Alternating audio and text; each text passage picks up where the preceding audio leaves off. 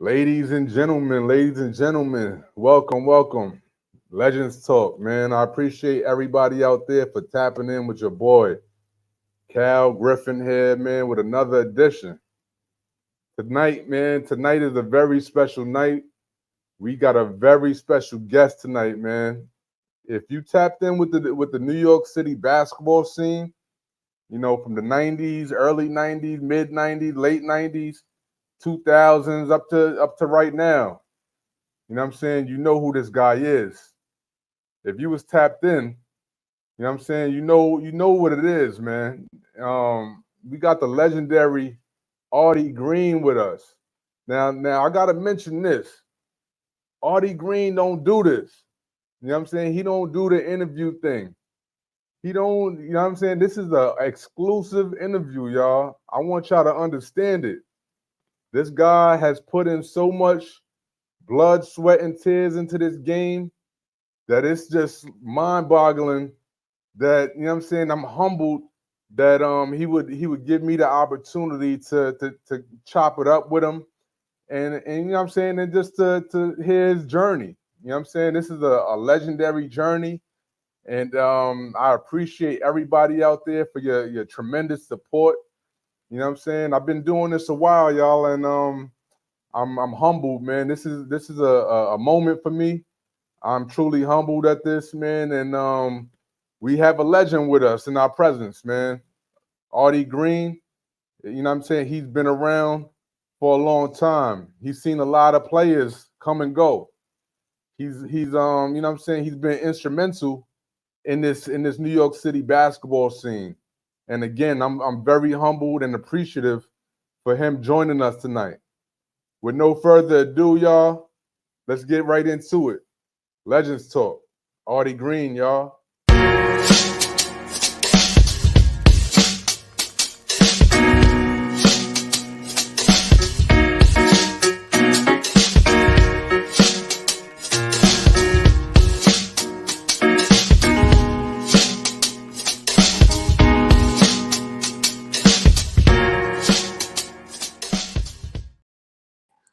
Yo, Yo, yo, yo. What's up, my guy?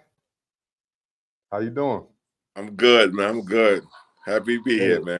hey, man. Like I was just mentioning, I'm truly humbled at this opportunity to get a chance to chop it up with you, man. You don't normally do this, and you know what I'm saying, this is a one and done all things hoops exclusive right here. Got that So I right. appreciate you. Nah, I'm good. How I you been? appreciate you, champ. But yeah, man, we gonna get right into it, man. I know a lot of people, you know what I'm saying, a lot of people know you for being a legendary figure in New York City basketball. Like I said earlier, you put in a lot of work into your craft, and you know what I'm saying. And my goal is to give you your flowers. You know what I'm saying. This is a chance for myself and for New York City to give you the flowers that you deserve. So you know what I'm saying. Humbled, appreciative for giving me this opportunity to chop it up with you. I appreciate it, man. But yeah, let's get right into it, man.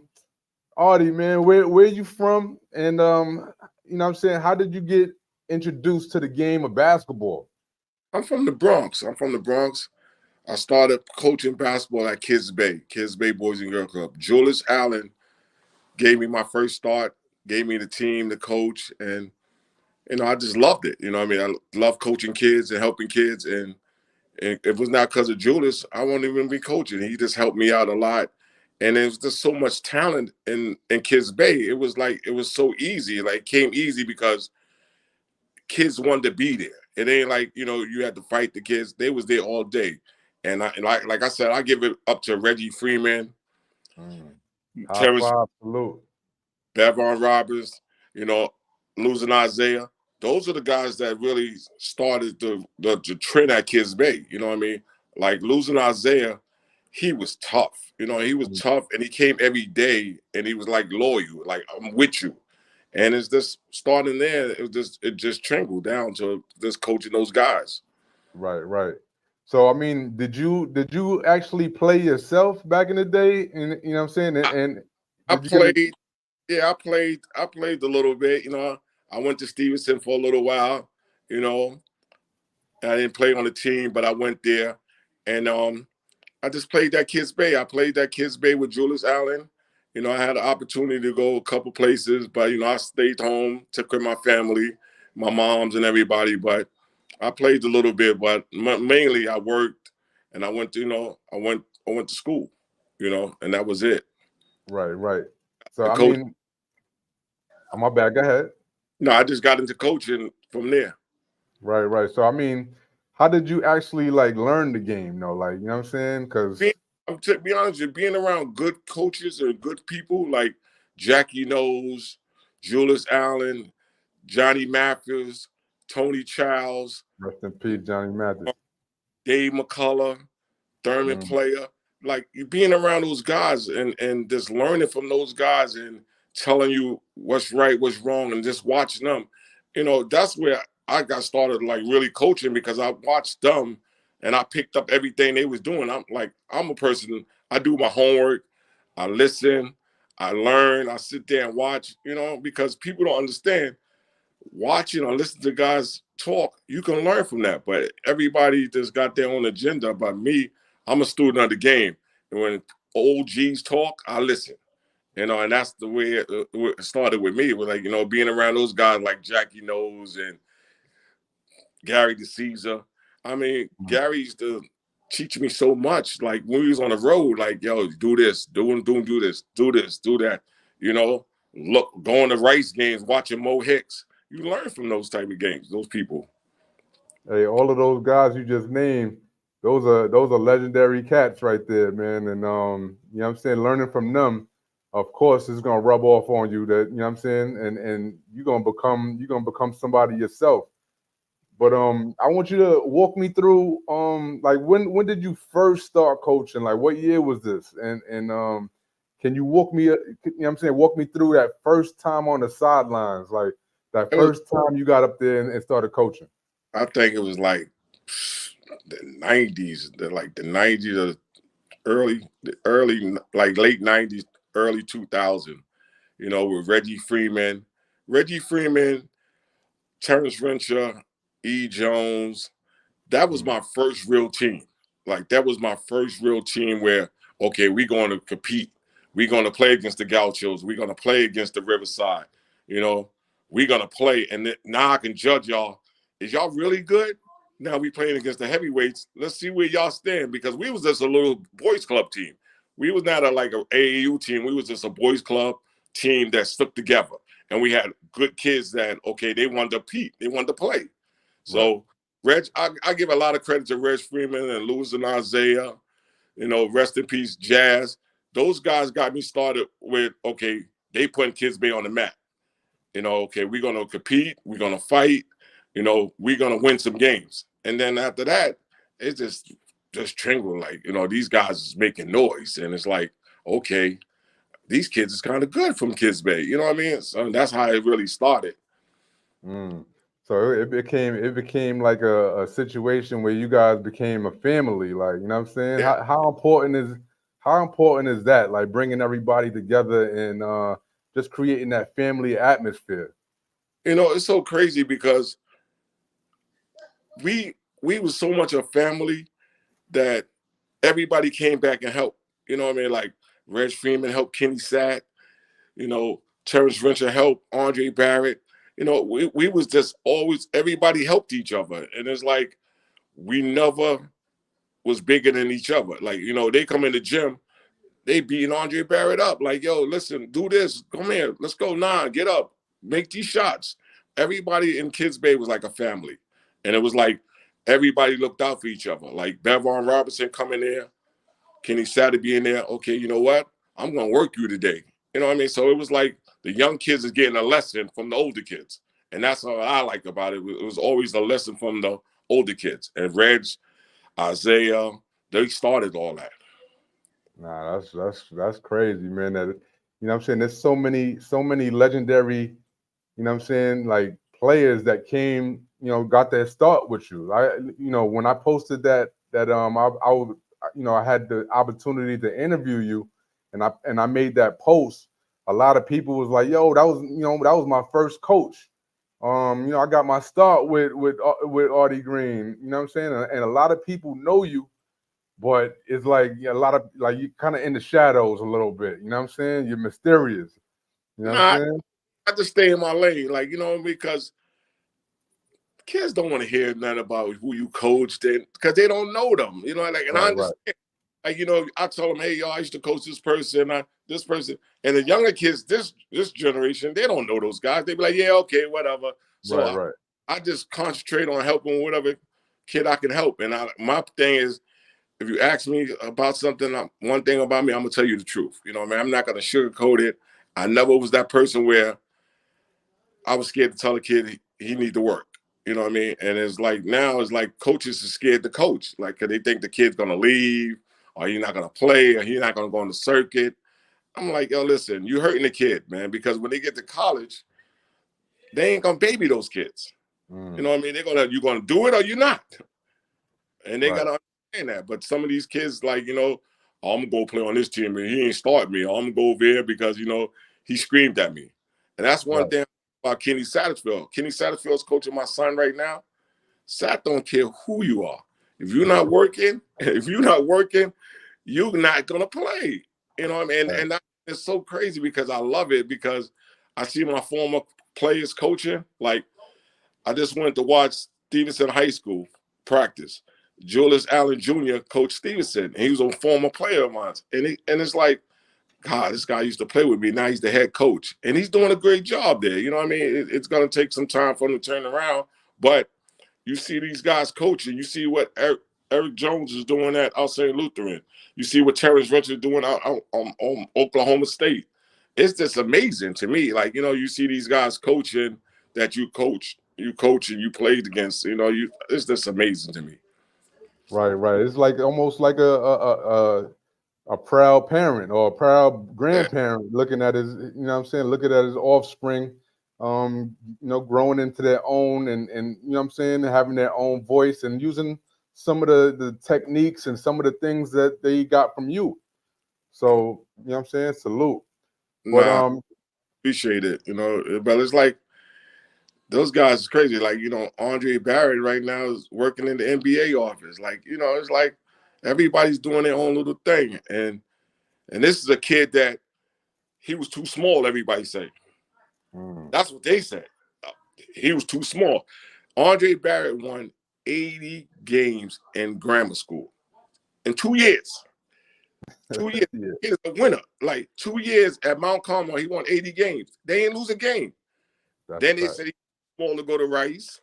He goes to Rice. He starts as a freshman. You know what I Yeah, mean? that's unheard of. Then he's too small again. He goes to Seton Hall. He starts at Seton Hall, but he's too small. But he's Right. been all his life, like and I try to explain to him. Andre was a kid that worked hard, but never really got the credit because everybody thought he was given everything. But he worked so hard. Like my coach is telling, I ain't gonna put him on blast. He's like, he'll never play at Rice. He's too small. I was like, I Mm, don't know about that, my man. Like the kid's heart is big. You know what I yeah. mean? And then he had Kenny Satterfield there with him. So I'm like, no way in the world he's not gonna play because his heart is big as hell. And then Sat gonna help him. You know what I mean? And that's my opinion. That's me. I think they the best backcourt in the Catholic League at their time. I thought they was the best backcourt. And me and Sean Bell, me and Rob from Sean Bell, we argue about that all the time because he was like, yo, the guys from Crazy King was the best backcourt. I was like, nah, Kenny Sat and Andre Barrett was the best backcourt. You know? You know and those guys are kind of like my peers. So, what I'm saying, I came up alongside those guys, what I'm saying, didn't know them at the time because they were, what I'm saying, in terms of their basketball game, they were probably, ahead of me. But, what I'm saying, those guys had the heart of a champion. You know what I'm saying? Every second of basketball play, they just went at it. You know what I'm saying? And they got it from somewhere. You know what I'm saying? And that Now, Kips Bay program. You know what I'm saying? I think back in the days when Andre and Kenny, those guys, they competed. Like Andre and Omar Cook is best friends now, but they went at each other since they was 12. Right. They competed. You know what I mean? Talik Brown and Andre and Omar, they competed. Mike Boynton, they competed. Like they always played against each other. Kids don't do that now. You see kids now, they in the same team, or they don't want to guard their boy. They was Right. Andre and Omar went at each other, and then they went and got pizza right after the game was over. You know what I mean? But they don't do that no more. It's like, nah, man, I'm not playing there. I'm playing on the All-Star team. And it's so easy now because there's so many AAU teams. Like, Yeah. you gotta play. It was not like back in the days where it was just Riverside and the Gauchos. It was everybody. Everybody now got an AAU team. Joe Blow got an AAU team. You know what I mean? So it's not can't play. You know what I mean? And then you got everybody now got a trainer. So it's like there's no way in the world you can't get better. You know what I mean? Right. Everybody got a trainer, and specialized trainer. They run around chairs and cones and all types of stuff. And then it's like so many AAU teams. Like back in the days, it was like maybe 3 or 4 AAU teams that was really good. You had the Gauchos, you had Riverside, you had the Long Island Panthers.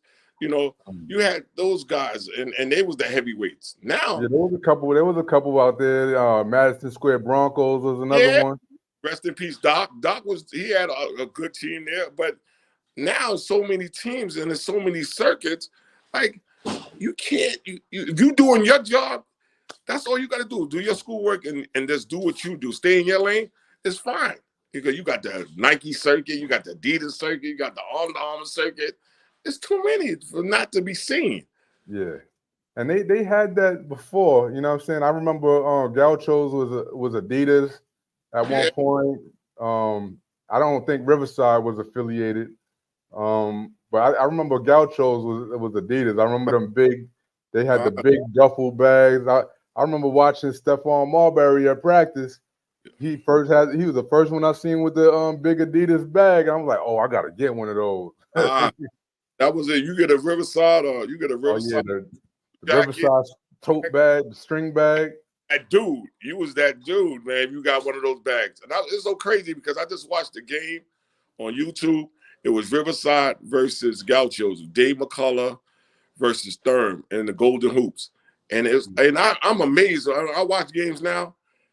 You know how hard it was? You have guys like 12 good guys on the team. Dave McCullough had 12 good guys. Like he had Stephon Marbury, Shamgard, Felipe Lopez.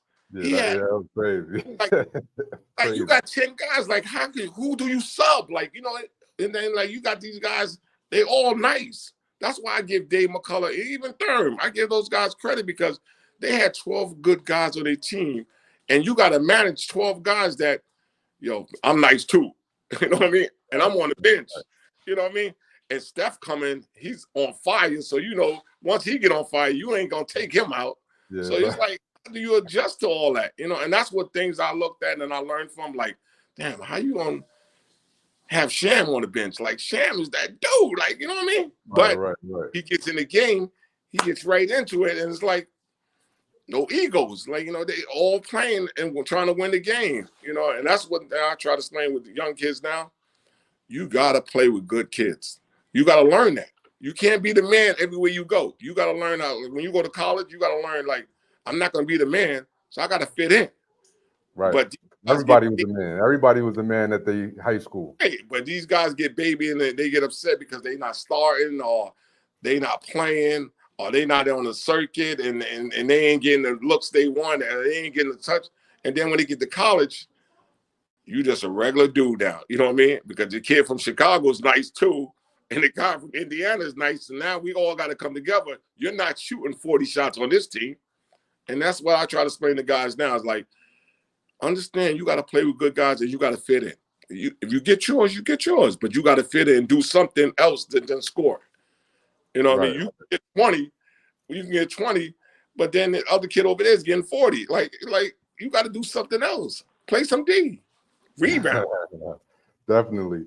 Now you mentioned a lot of cats, man, that was, again, that was legendary in their own right. Cats like Derman Player, Dave, you know what I'm saying, Coach Dave. Yes.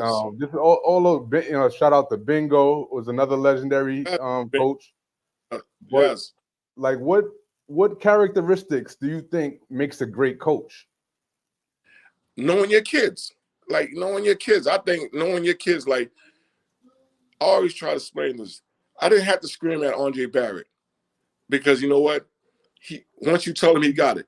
But Kenny Sack, I could scream at Kenny Sack and he gonna be like, okay, and then he gonna get 30. He could take it. Like, you know what I mean? Andre was not that kid you had to scream at. He understand what he had to do. Give me the ball and I'm gonna make things happen. Kenny Sack, he would take a bad shot. If you don't let him know he took a bad shot, he's gonna take 3 more because he feels he can score on anybody. But you know what? You gotta let him know sometimes, like, hey, pass the ball. You know what I mean? Like, yo, listen to that. Yo, guard somebody. You know what I mean? And Right, Sack, right, like one thing about Kenny Sack, he believed that he's gonna win every game. And he's that tough. Like he never backed down on nothing. Like, you know, he wanted the ball in the last shot, he wanted the ball. You know what I mean? And that's how he was. And I think that's what makes a good coach is knowing your players, knowing who can do what, and putting them in good situations. Like some of these guys, they want to shoot threes, but they never worked on it, and that's not their strength. Or a guy want to handle the ball, and then you got guys handling the ball, never dribble. Like, yo, stay with your lane. Stay in your lane and do what is good, what you do good. But you got to know your players. That's all I try to tell these young coaches. Like, know your players, know who you can scream at, know who you can't scream at. You know who's going to panic and then get down to the crunch time. Like, guys is good for 3 quarters, and then when they get tight, they don't want no part of it. You got to know, okay, this guy don't want the ball in the 4th quarter. I got to go to this guy. But some of these guys, they fake like, oh, yeah, I'm nice, I'm this and that. And then the 4th quarter comes, they know where to be found. right, right. Definitely knowing your personnel, Yes. knowing when, where, what I'm saying, situational basketball. Definitely agree with you there. Um, like, how do you prioritize the development of character and leadership skills? Like, what I'm saying, alongside the on-court performance in the players that you coach. Like, what I'm saying? Like you mentioned Kenny Sapp being one of those guys that was a natural born leader. Andre Barrett was a natural born leader. But what I'm saying, how important is that alongside, like, they're actually going out there and performing? You know what I'm saying? Like, how important is teaching that those leadership skills as opposed to, like, what I'm saying, them actually going out there and performing it on the court? Nah, at practice, you just got to keep going on. I remember one time I used to blame Andre Barrett for everything he did. Like if something go wrong, I blamed him, and it's Skinny Sats for it, but I blamed him because I wanted him to be that leader and let them know like, yo, this is my team. So Kenny took a bad shot, or he turned it over. I was like, yo, you need to get the ball. Why are you giving it to him? So it's like teaching them, and then I try to tell Kenny, you got to trust your teammates. Like one thing I try to explain to him, like if you don't have no trust in your teammates, it's not going to work. And you got to believe, like, okay, this kid going to make the right decision, or this kid going to make the right shot, or this kid going to make the right pass. You got to believe in your team. Like some of these guys, if you don't keep on telling them that, have trust in your teammate, it's not going to work. You know what I mean? It's not going to work. Like I try to explain to Andre, Isaiah Francis, who went to, he played at Monroe. He went to LIU. Underrated. I mean, he was super nice. I mean, Mm, super nice. But he made every decision. He knew on the court, like, this big kid didn't get the ball. He's going to start crying. Let me make sure he get it. Or this right. kid he ain't score in a while. I'm going to make sure he get it. Isaiah was great at that. And I felt like he never got the credit he deserved because he never played with the Gauchos or Riverside. He never played on no circuit. But underrated, he was tough. He was the leader scorer at Monroe Community College. He was LIU. He was right up there with Charles Jones at LIU until the coach got fired. But he was really good, man. To this day, I always tell people, Isaiah Francis was the best kid in Kips Bay that never got the credit that he deserved. Mm. Like, all the guys that played at Kips Bay that went to college and to the big college got there, but Isaiah Francis was good. He just didn't get the credit he deserved. Me personally, he got to be like in maybe the top 10 in Kips Bay, because he did everything. And he was so humble about it. Like, he never got upset because this kid is getting off. He never got upset because Reggie Freeman is getting off. Only thing he wanted to do was like, yo, listen, at the end of the day, let's win. And that's what I like about the kid. Now, speaking about, and I bring Kenny Sad up and Dre because those were your kind of like your prized possessions. You know what I'm saying, at Kips Bay. But you know why they was because they started me in AAU. Like, if it was not Kenny and Andre, I wouldn't have been coaching AAU. I wouldn't have been coaching New York Raven with Gary DeCesar. They could have played with anybody. Andre said, I'm gonna stick with you. Kenny Sat said, I'm gonna stick with you. They could have played with Riverside. They could have played with the Gauchos. They was McDonald's All-Americans. You know what I mean? They could have played with anybody, but they stuck with me. So what happened is that we grew together. You know what I mean? I try to explain that to people. Like, Andre was on that path where he was McDonald's All-American. He was first team in the Catholic League, and everybody wanted him to play. He could have easily said, you know what? Nah, I'm playing with Riverside. I'm playing with Omar Cook. I'm playing with the Gauchos. But he's like, you know what? You coaching with the Ravens, and I'll tell you right to this day, I appreciate Gary DeCesar so much because he gave me a chance. He believed in me. Like, yo, we're gonna start this team. You're gonna coach the guys, and he never said you got to take St. Raymond's kids. He's like, yo, listen, let's put the best kids on the floor. We can use your Kips Bay kids, and we use St. Raymond's kids, and we're gonna put the best kids on the floor. And it bothered some couple people because they was like, yo, these kids go to Rice. They raised. It was crazy. But you know what? All of them got along. Like Majestic and Kenny Satter's best friends, Matt, Chris McCullough and Dre, everybody, all them, Big Shigari, all them guys is good friends now. You know what I mean? And it worked out so well for everybody. Yeah, I was gonna say because the Ravens, it was a little weird because you know what I'm saying, it was Gary, you know what I'm saying, it was the Ravens, and you know what I'm saying, and now you got Dre Barrett, you know what I'm saying, Rice, and then it was a little, you know what I'm saying, I was like, wow, how's that gonna work? Yo, Rice High School and St. Ray's, when they played each other, it was jammed in there back in the days.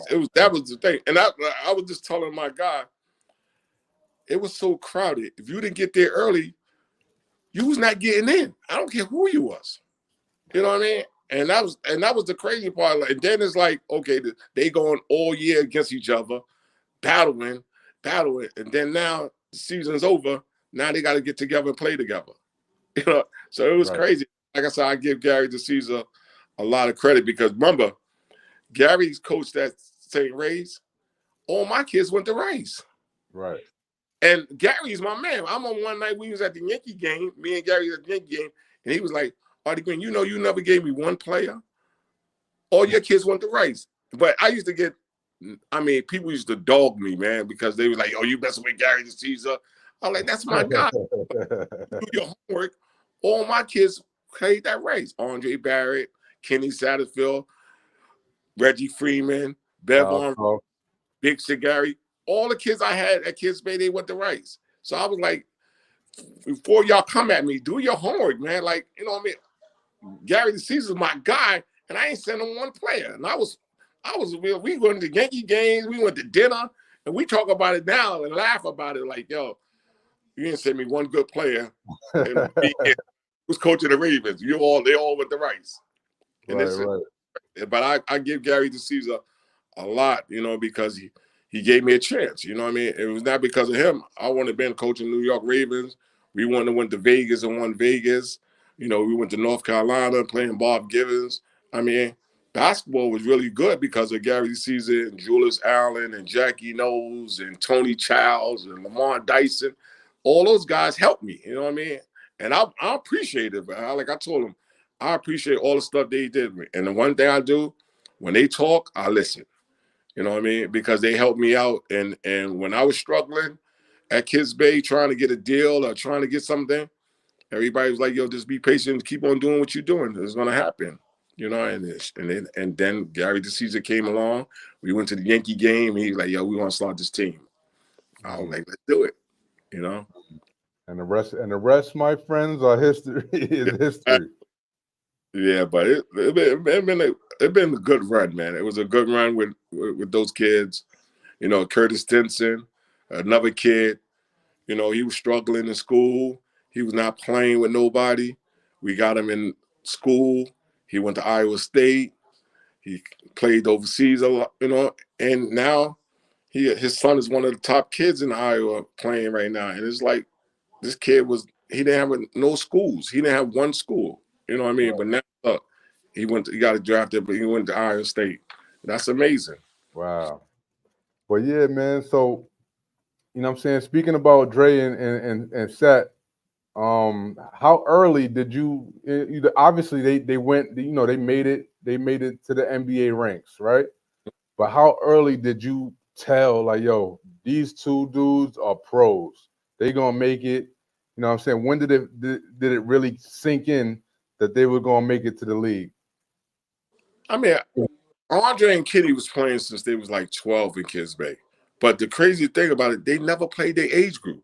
They always played up. Like, I'm not trying to brag on that. If I let Andre Barrett and Kenny Sapp play their age group, I think we would have won a lot of tournaments. But every time, like Andre was 12, Kenny Sapp was 12, or what's the name? They played 14s. So they always played with the older kids. And I never let them play their age group because I felt like, you know what? They're not going to get better just beating up on these kids. And then my thing was, I'm going to have hell next week because they're gonna get big headed and say, you know what, well, we just killed these guys. I don't gotta work hard no more. So now I put them with the older kids. Now they getting pushed around because they playing against the older kids. So they go like, oh, we gotta work. You know what I mean? And it's like the coming to the gym every day, coming to the gym. You know what I mean? And they was in the gym every day. You know, rest in peace, Mr. Barrett. He had Andre in the gym every day. They came to Kids Bay every day. He shot. It ain't a day that he came in there. It was so much. He came in the gym so much that I couldn't keep up with him. I was like, yeah, I'm coming. I never come because he wanted to go. He wanted to practice every day. They wanted to shoot every day, and that's why I was like, yo, this kid is special. You know what I mean? This kid is really special. And then what happens is that I talked to Tony Childs. I was telling him this kid is good. And then he called Lamont Dyson. He went to Mount Carmel.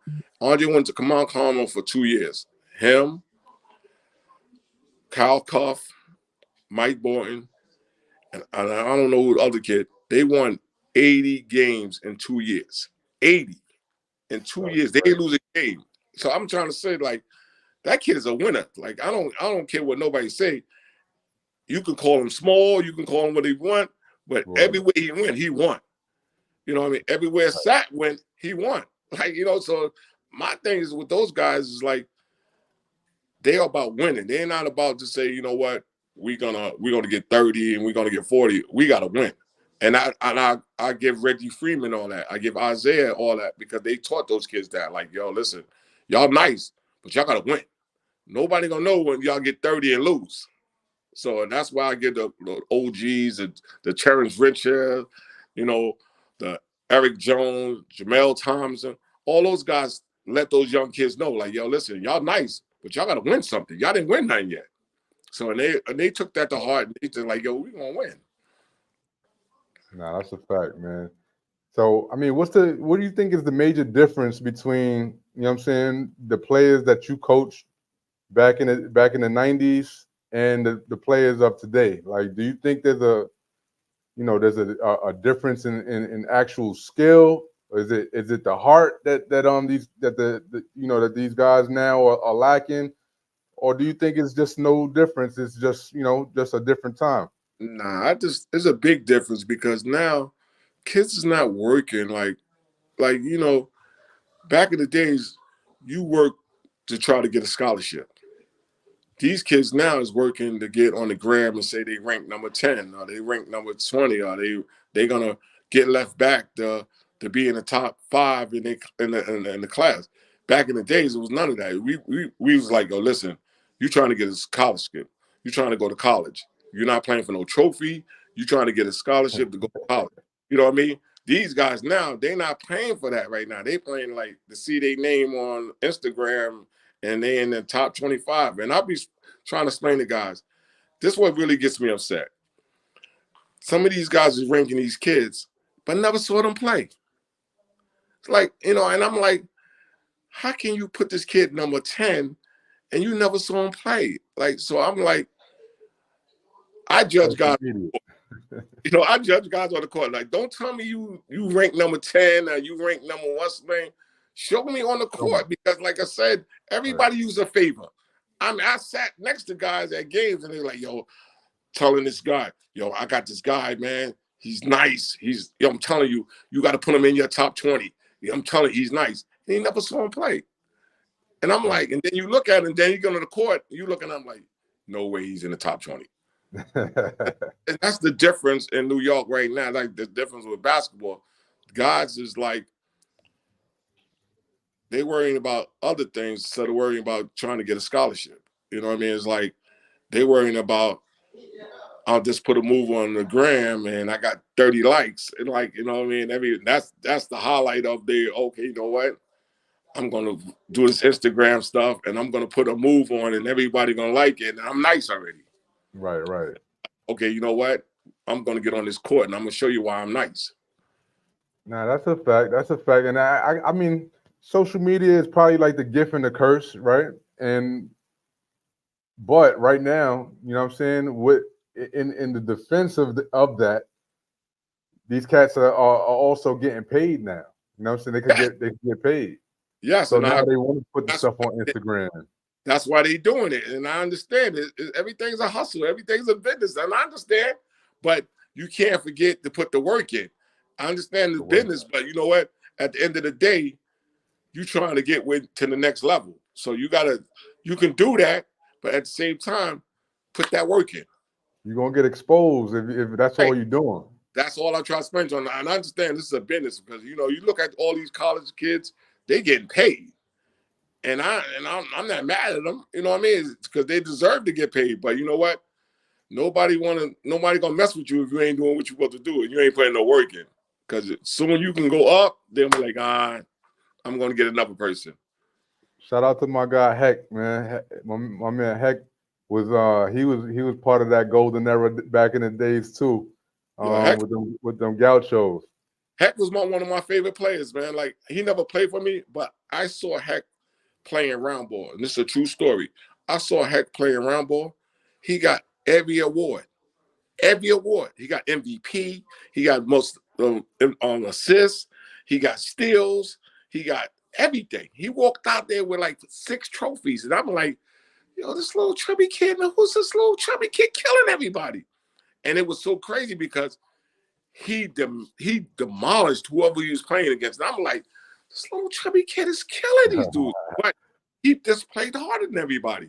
Yo, and it was because I can tell you, and back in the days in round ball, they gave out. Oh yeah, those were some 6-foot trophies over there. Yeah, they gave out 6 steals. They gave out like a lot of individual awards. Heck walked out there with everything. I mean, AG, I got a surprise for you real quick, man. If you don't mind. What up? Oh, they go my man. Reg's my guy. Man. Reg, what up, Reg? Let me fix this up. You can hear me? Yeah, we can hear you. Yo, AG, man, I just wanted to bring my man Reg. You know what I'm saying? Give you your flowers. Nah, you know what I'm saying?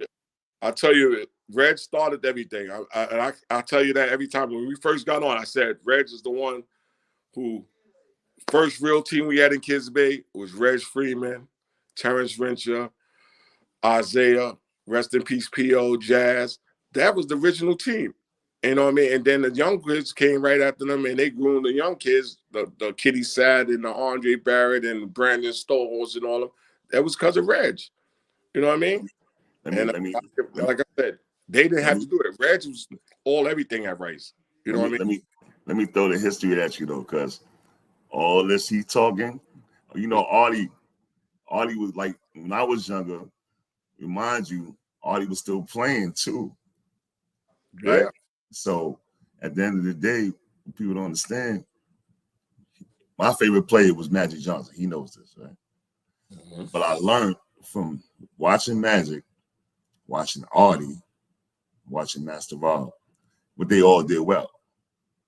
They all passed the ball well, controlled the Artie controlled shit. Even when I was a kid, he controlled the shit as a player. So nobody really understands that. I know this shit, right? Bill Singleton know this shit. Marsh, all these guys know this shit, right? Artie couldn't really shoot like that. You know, he had a little funny shot. But at the end of the day, control everything. I'm talking about in Kips Bay, on the street, you know, when we was playing in Sandview Park or, you know, on the hill, you know, on Kimber Court. Now it's called Kimber Court. You know what I'm saying? What we was doing. And so I always say this. And even though I did an interview with you, I said, yo, Artie was the first one that started me out to get right. You know what I mean? Kips Bay, yes, but Artie did that for me. You know what I mean? And one thing I would say, because Flowers is always giving to Artie. He knows that. That's Flowers is always given from me, always. You know what I'm saying? But one thing that he did do, which is crazy, and him, my brother, and a couple other people came down to my senior game in college, my last home game, right? And it fucked me up. Fucked me up. University of Texas. Senior night. You know, we played against Texas A&M. Yes. And they showed up. They was there. You feel what I'm saying? Couple of people from the hood, but him and my brother was there, and I was like, damn, that's crazy. And then the ill shit is, you know, because I did play with the Gauchos, and Luke came with a bag that day. Yes, sir. Luke came with a bag. They had them big bags back then? No, Luke came with a bag. Luke came with a bag just because, you know what I mean? You got to rep the Gauchos too.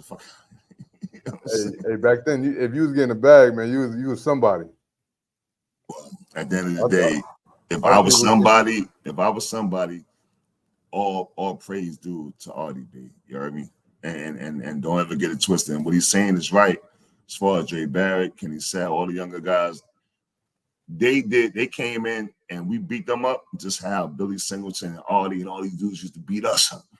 Mm-hmm. So when he's saying we started off, yeah, that's before Artie really started getting the coaching shit because it was fucking us up. Me, Terrence, Dana Dingle, Jamel Tom, all of us. Dude. We had guys like Master Rob coming in there, beating Reggie up. We had Speedy. Speedy came in there from Brooklyn. I respect Speedy because I call Speedy like, yo, listen, I need you to get these young boys right.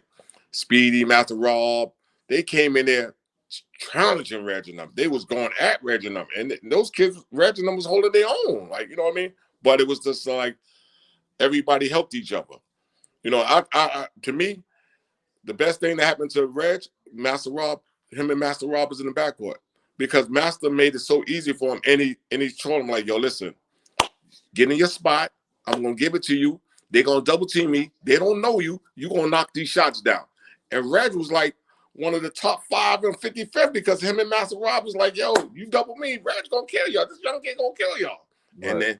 And Reg just took off from there. Like once he went there, took off, everybody was like, oh, Reggie Freeman's that dude. Reggie Freeman's that dude. And then he went to Rice. Same situation. Felipe Lopez, everybody talking about him. I said, Reg, just play your role because they're going to double team Felipe Lopez. And every game, you're going to get 20. You're going to get 20 because everybody was like, oh, leave you open. Leave him open. He's the one that you got to double, but keep on doubling him. Reg's going to kill you. And one thing about Reg, he shoot the hell out of the ball. And he made good decisions. And that's why I be trying to tell people, like, Reg was tough. You know what I mean? And he didn't back down to nobody. He was not going to back down to nobody. Like, okay, big games, he was going to show up. Like, you got guys that was nice, but in the big game, they don't show up. I ain't going to put nobody on blast, but I know big games. I know games that this kid is nice, but then when it's come for that money, they don't show up. Money time. every night. Like Reg, there's some nights you have to tell Reg, be easy, man. Be easy because you overhype. You know what I mean? Because he wanted that. He the big lights. That's when he could play better. And that's Reg, man. Yeah, but like I said, man, I ain't gonna stay too long. But I will say I appreciate you. And just holler at me. You already know what it is. That's family. That's family. My mom's, my brother. He knows all my family. God bless. That they passed and all that. But he was there for me. You know what I'm saying? So that's family all day. So flowers given, whatever the fuck, nigga. I love you, B. Yo, Rez, man, thank you, man. Thank you for tapping in real quick, man. Yo, love, bro. Artie, holler at me. All right, definite. Much love, bro. Yeah.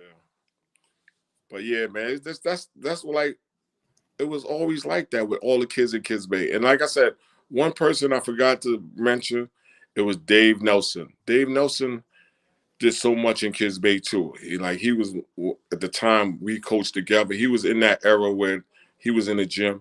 And Andre's mom, Miss Barrett, she had everything under control. Like, she was a team mom before it was called team mom. Like, she had schedules. Like, we went on the road, Miss Barrett had schedules. Like, we going to meet in the lobby for breakfast. We're going to go stretch and shoot around at this time. And then we're going to go to the game. We're going to get back from the game. We're going to go eat lunch. We're going to go back to lunch. Y'all going to do your homework. She had a schedule. Like, one thing about Miss Barrett, she always had my back. Like, you know what I mean? Like, she was like, listen, I'm going to make sure everything's tight. These kids going to be what's their name. And there was no disrespectful. It was no kids. When she talked, everybody listened. Mm-hmm. And it was like, she didn't have to do that. I mean, she had schedules already. She had the programs. Like, she was on point. Like, you know what I mean? She made it so easy for me. All that I had to do was coach. You know what I mean? I give her so much credit because of, like, Mrs. Barrett and Leon Barrett, they helped me so much because they made it where don't worry about nothing else. Just coach your team, and that's all you got to do. I'm going to have the schedule. I'm going to find out what hotel we in. I'm going to make sure this is taken. I'm going to make sure everybody's in the van on time. It was all hands on deck. Yeah, it was just like a family atmosphere. And then, everybody played their role, man. It was like no egos. Like, it was no egos. All the kids got along. And then what I did, only took 10 kids on the road because everybody wanted to play and they wanted to try to get a scholarship. So I only took 10. If you the backup point guard and you got up, you coming out. Right. You know who you're going in for. Yeah, because everybody wanted a scholarship. And then one thing I appreciate, I really like, every kid on my team got a scholarship. Matt from St. Ray's, he was like the 10th guy on our team, but he got a Division I scholarship to St. Francis, PA. And I was so proud of that. You know what I mean? Francisco Garcia, he struggled when he came from DR. But you know what? We worked with him, got him into school. He went to Louisville, did his thing. Now he was in the pros for a little while. Those are the stories that I like. Like, kids like, okay, you know what? Nobody knew them. They had a little rough time and they changed it around. And now they're doing well. And that's what it's about. Not about me, not about how many trophies I won. It's about like these kids is doing well. And what I try to explain to coaches too, when you still have a relationship with your kids and they grown, you did your job. Like, I see some of these coaches, like, they don't even talk to none of these kids no more. Like, kids don't talk to that coach no more. Like, I talk to Jordy, all my kids. Like, I just talked to Sagari, and I'm like, this kid still talk to me. Like, him hanging out, like, talking to me, having dinner. Like, like, yo, coach, let me pay for this dinner. You know what I mean? I'm like, and it's just like a family atmosphere, man. Nah, I was actually about to ask you, you know what I'm saying? You kind of answered it just now, man. I was going to ask you, like, what fulfills Artie Green? Like, you know what I'm saying? As a person, as a coach. And you just mentioned it, man. Like, you know what I'm saying? Watching those kids grow up and be good, good men in society, and you know what I'm saying, show you, return that love that you gave them. Yeah, And watching that 10th man on the team get the scholarship, that's yeah. big, man. And that one thing, like I said, I had good kids, man, like Curtis Stinson, Alan Ray. All those kids was Alan good. Ray was tough. Curtis Stinson was tough. All of them was like, there was no problems. Like, it's like you can call one person and then you know where everybody was at. You know what I mean? And that's the crazy part of like not in Alan Ray and Curtis and Buddha's house. So you just got to call over there. They're all over there together. Yeah, everybody over there. Kenny Sads with Eddie and all of them. So it's just more like a family thing. And it's like nobody had no egos, and that's the only problem. You know what I mean? Like, and if it was an ego, it was an ego because I want to be the best. I want to make sure we don't lose. I want to do extra, and that's where it came in. Like, I want to take the winning shot because I know I can make it. And then it's like that's the only ego problems that we had with those kids. Like, everybody wanted to win, but Kips Bay, they came in there like, and like every day, because that's where you went to school. If you came from practice, you came in the Kips Bay and you shot around. But it's like, I try to tell people, I watch so much basketball. I watch so much basketball, and I try to learn from basketball. Like right now, I'm still trying to learn from basketball. Like right now, I'm coaching in New Rochelle. I'm coaching in New Rochelle. I got this little third grade, fifth grade team in New Rochelle, Atlantic Sharks. But kids in New Rochelle don't know nothing about me. They don't care. Right. You know what I mean? They don't care who I coach. I tell They them don't the even name. know who they got as a coach. Yeah, you know what? I just give me the ball. Like treat me what I want to do. And that's the beauty of, like, that's the best thing of, like, you teaching kids how to play and teaching kids how to, be a young man. That's what I like. You know what I mean? I didn't get into basketball to say I wanted to win 1,000 trophies. I didn't get in basketball because I wanted to be the person. Like, I went to basketball because I wanted to help kids. And like I said, the old guys that in front of me, like the Mo Higgs, the Gary DeCesar, the Julius Allen, I watched them. I tell people this all the time. I went on the road. I traveled with Rice High School, okay, to watch Mo Hicks and these guys play. You know what I mean?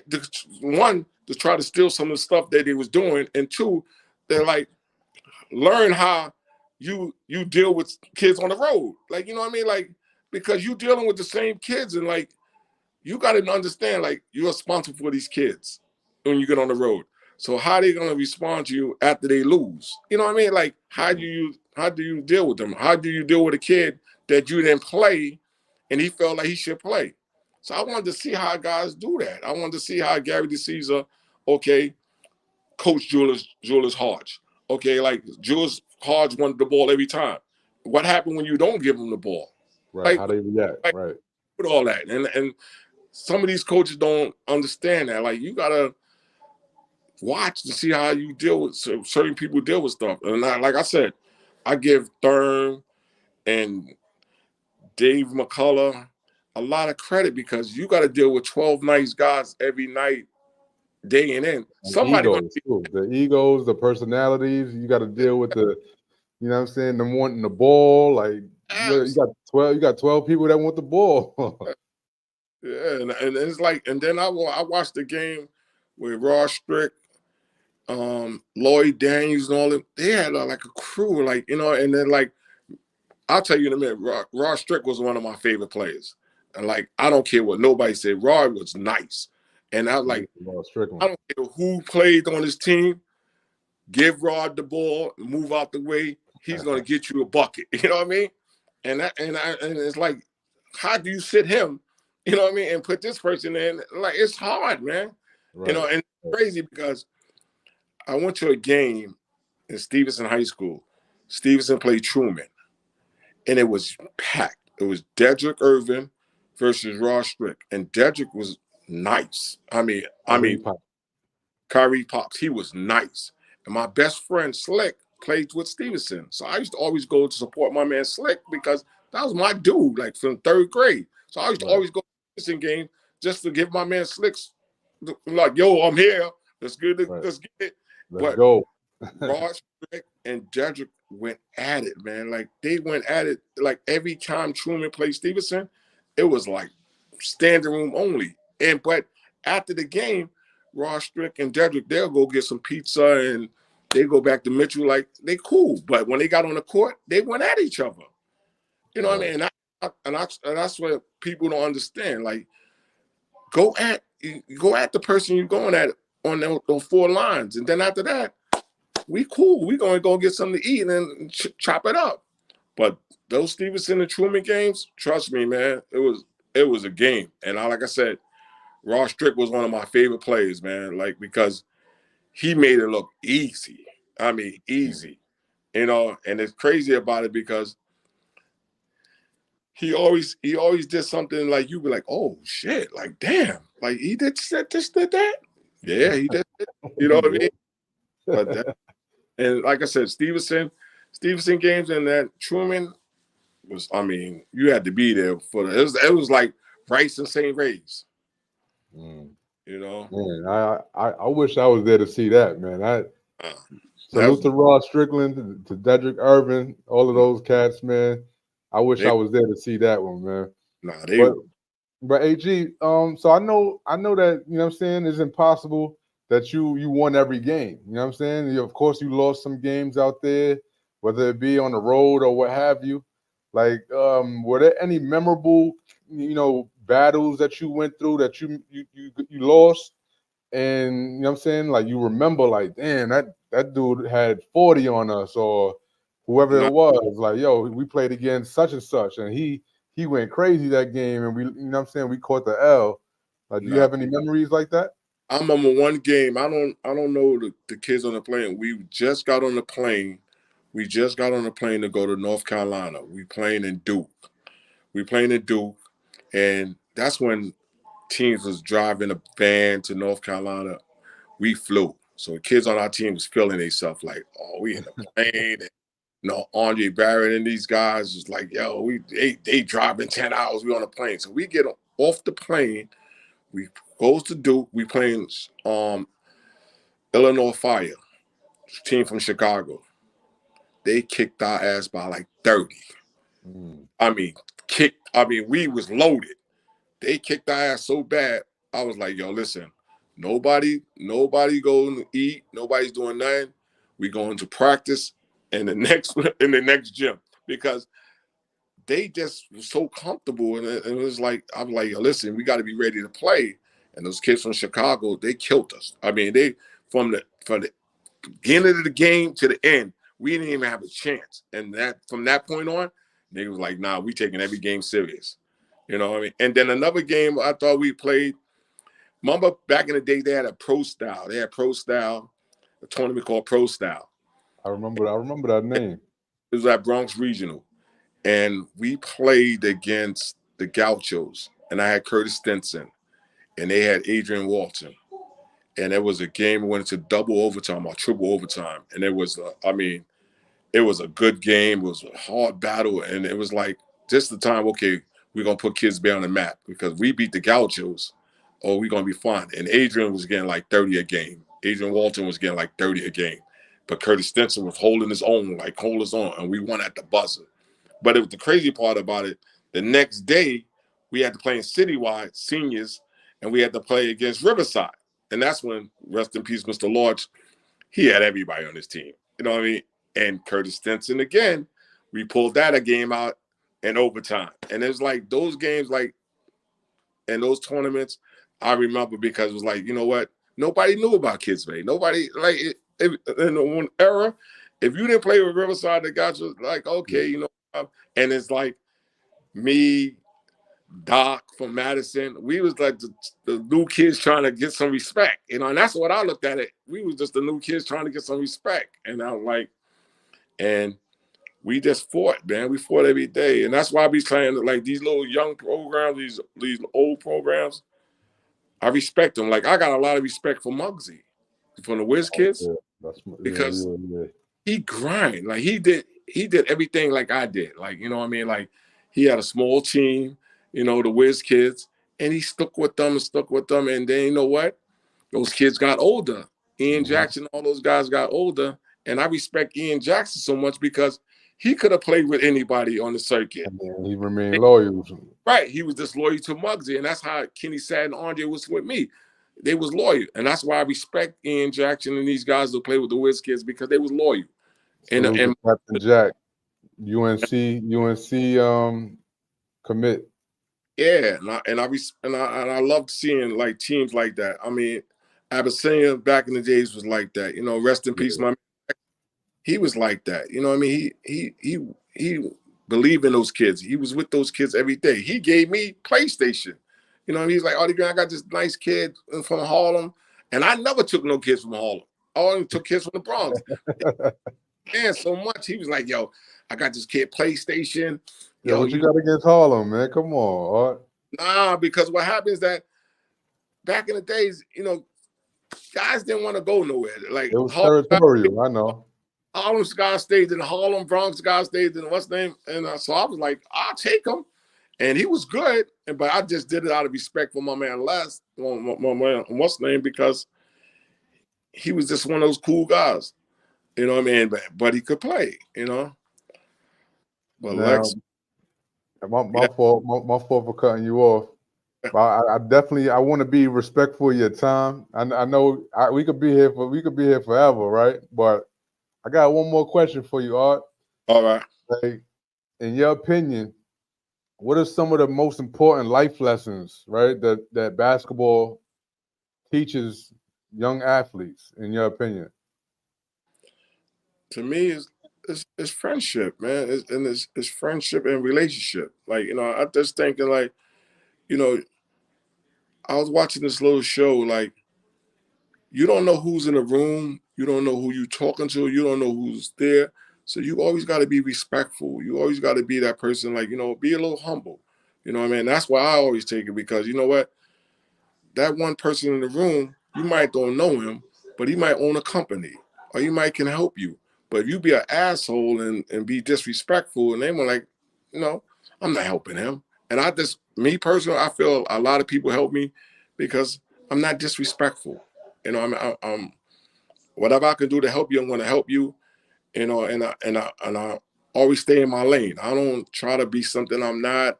I don't try to follow behind nobody. All of the decisions I made. And that's what I do with my son now. My son's playing. He's a freshman. He's like 6'6".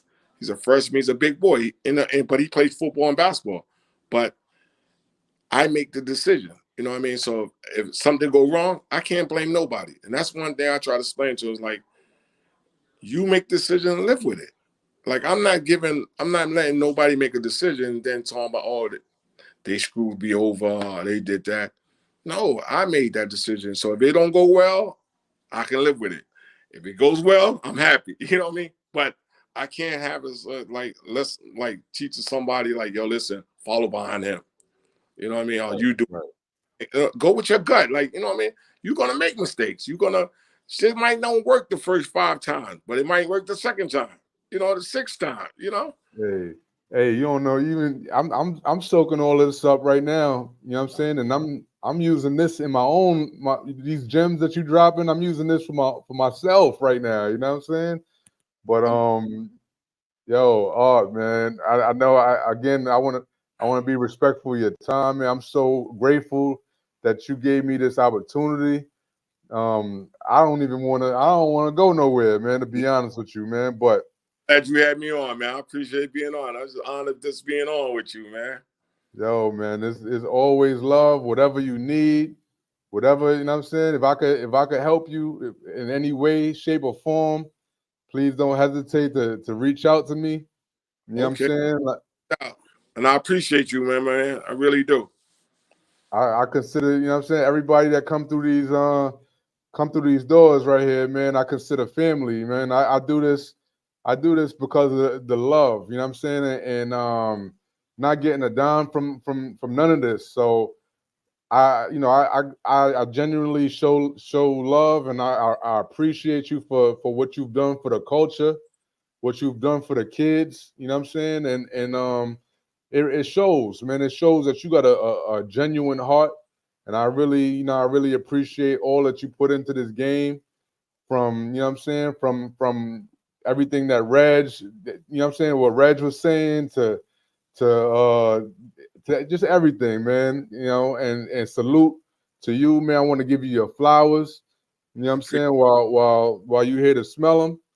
And again, man, I appreciate you for tapping in with me, man. Legends Talk, you a true legend in this game. I really appreciate it. All right, man. Talk to you, man. Thanks a lot. Thank you, Peace, brother. my man. Much love. All right. There you have it, y'all. Legends Talk with a true legend. I know we stressed we stressed a little bit past the hour, but it was well worth it, man. Artie Green, Kips Bay, the Bronx, the Ravens, man, yo, I'm happy this happened, man. So I appreciate everybody. Like, comment, subscribe. Don't forget to subscribe, man. It helps the algorithm. And we out, man. Next Thursday, we got another banger. Legends Talk. We out.